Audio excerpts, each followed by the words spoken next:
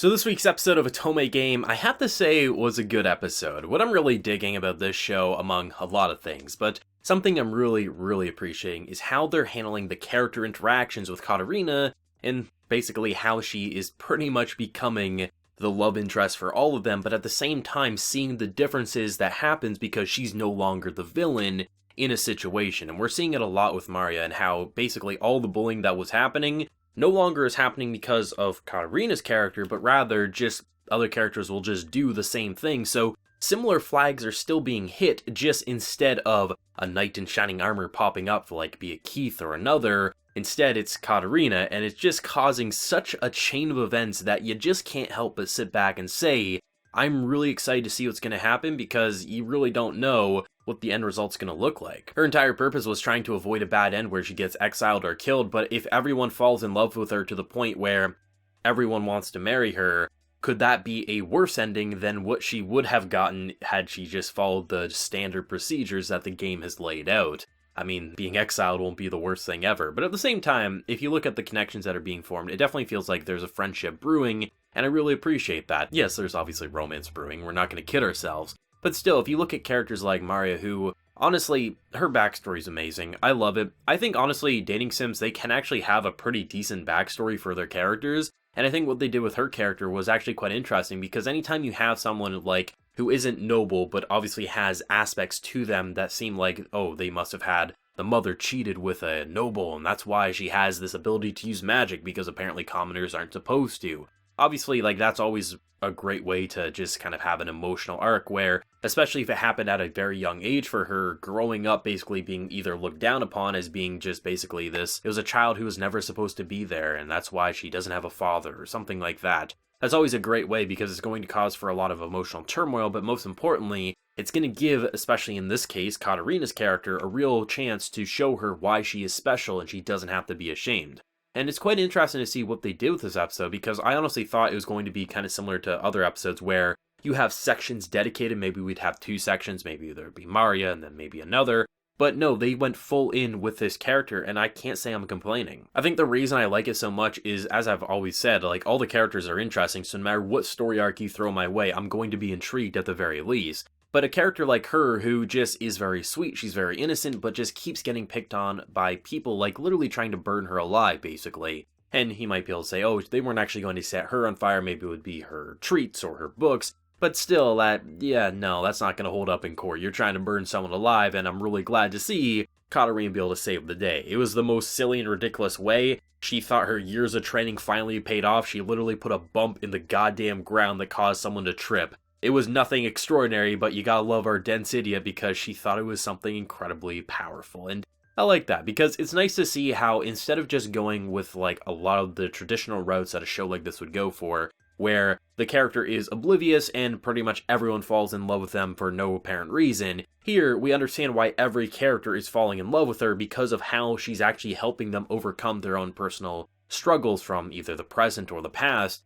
Even though she is dense and clueless to how much in love they are with her, like, she'll say, hey, who do you like? And literally everyone surrounding her will be like, you. And she's like, oh, that's real flattering, but I was talking about love, and she doesn't really understand that that's what they're talking about too. It's just great to see that, because it doesn't feel like it's coming off as cliche or forced, as if, oh my god, why is this character getting every person? Male, female, it does not matter, they all are joining the harem, there's no reason for this character to be this popular. She may be dense, she may be clueless to basically what's happening, which you can partially blame on the idea that she is so locked in thought of this being a game, which makes sense because she's trying to avoid and set her own flags and things like that. But still, it doesn't feel like we look at her and say, why the hell would Maria like her? Like, really, what's good about this character? She's just a wish fulfillment for the viewer. No, you look at it and say, okay, she's dense, she's clueless, she doesn't understand just how powerful her harem is.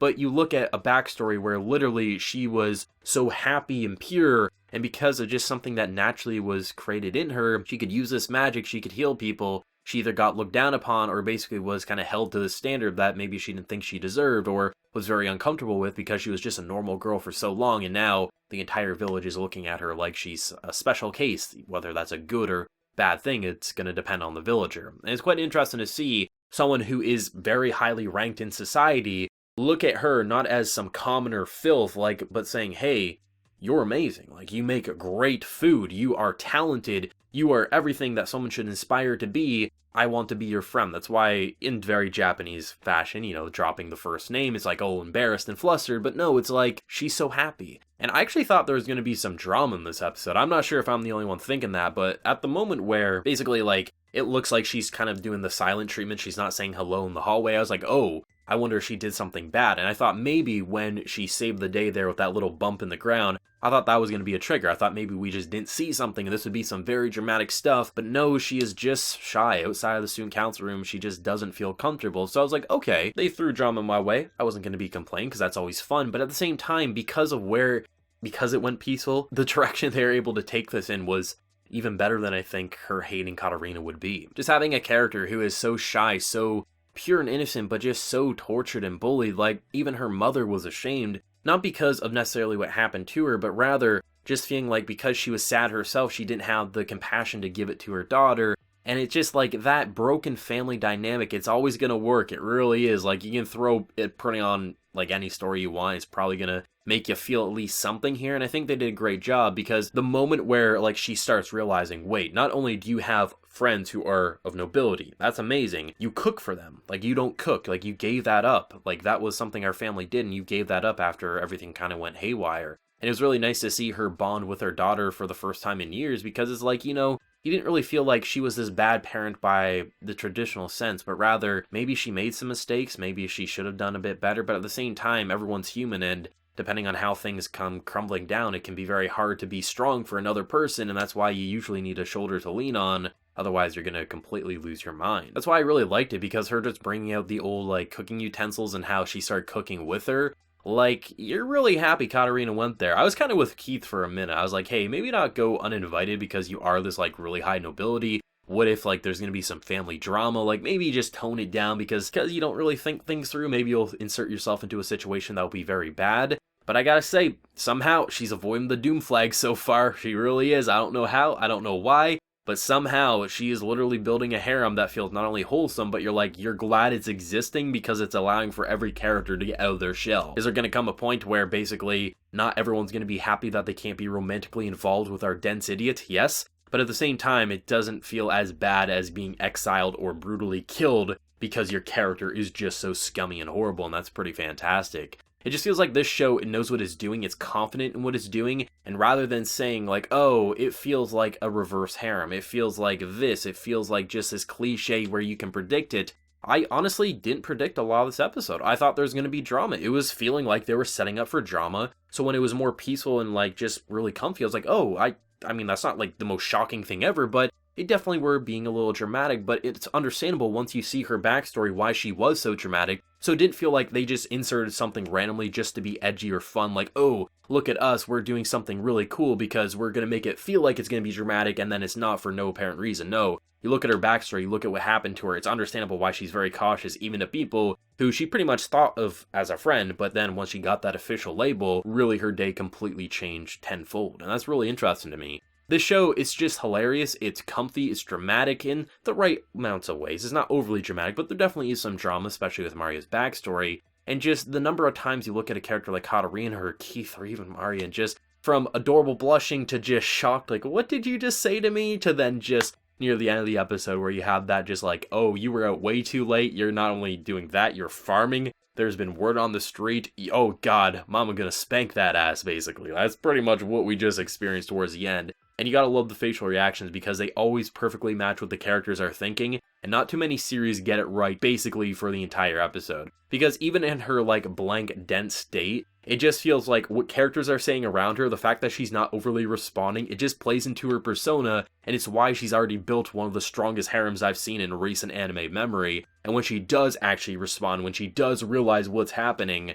they definitely go overboard, but they don't go so overboard that it becomes like a ridiculous slapstick comedy, but rather, it's funny, you might have tears coming down your face depending on the situation, but it's not so overboard that it takes away from the quality, because it does have a story that it's trying to tell. It does have characters that actually matter in substance and quality, and that's why the show is so great. It's just a really strong show, and I'm really glad that it's been carrying on week by week, because this was one of the ones I was like, man, if there's a few shows in this season that I do not want to get canceled or delayed, this is one of them for sure. I'm really glad to see that the quality's not only holding up, but honestly, it's getting better, especially with some of the story and character arcs, and honestly, the presentation has been really good so far as well, and you gotta love those voice actors. They're still hitting it out of the park, and I don't know how the hell Katarina's voice actress is getting so into the role, but it reminds me in a similar but different way to Aqua from Konosuba. It feels perfect. It's perfectly casted, and you wouldn't change it in any way, shape, or form. But as always, let me know your thoughts and opinions on this week's episode of Otome Game down in the comment section below. Did you love, do you hate, your favorite moment, whatever you feel, and let me know. If you enjoyed the video, be sure to leave a like, share your support, and remember to hit that subscribe button if you have been new around here. So until next time, everyone, please take care and have a good one.